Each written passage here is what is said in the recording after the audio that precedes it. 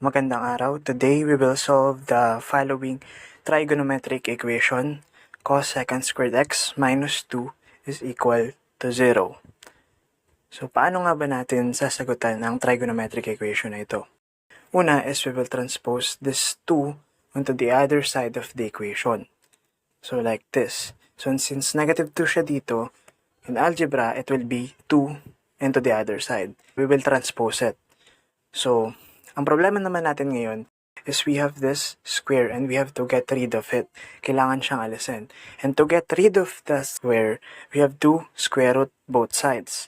At ang kakalabasan ay cos secant x is equal to the square root of 2. At alam natin na si cos secant x equal siya sa 1 over sin x. Now proceeding, since si cos secant x equal siya sa 1 over sin x, it means that 1 over sin x is also equal to square root of 2. Since sabi nga natin is cos secant x is equal to square root of 2. Now, getting the reciprocal of both sides, kasi inconvenient naman mag-solve na yung sin natin is 1 over sin, we will get the reciprocal of it. So we will have sin x is equal to 1 over square root of 2. So binaliktad lang yung dalawa.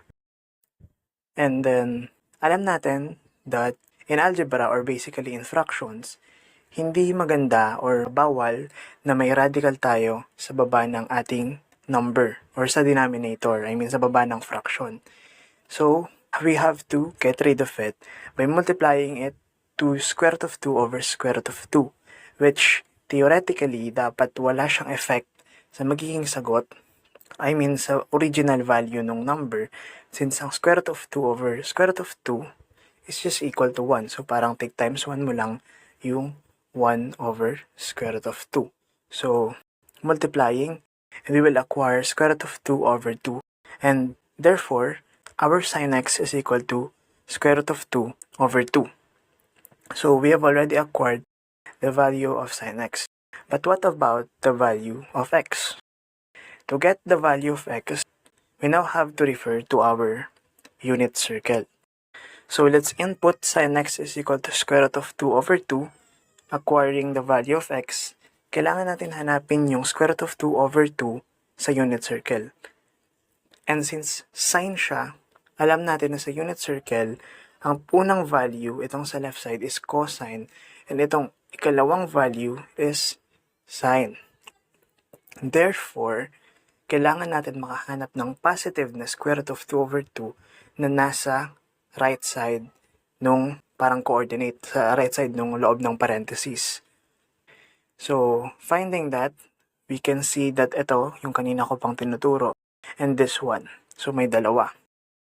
Well, logically saying, dun talaga natin mahanap since ang hinahanap natin is positive na sin x, and pag sin in the unit circle, alam natin na positive siya in quadrant 1 and quadrant 2.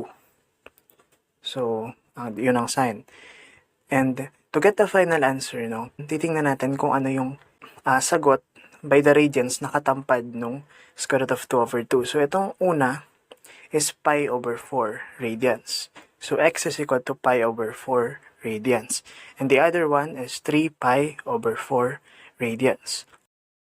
So, nahanap na natin yung value ng x, but that is not yet the final answer because we have to be aware na may mga series pa ng iba't ibang answers kasi nga, ang isang unit circle ay umiikot-ikot. So, it could have different values. So, how do we write the answer?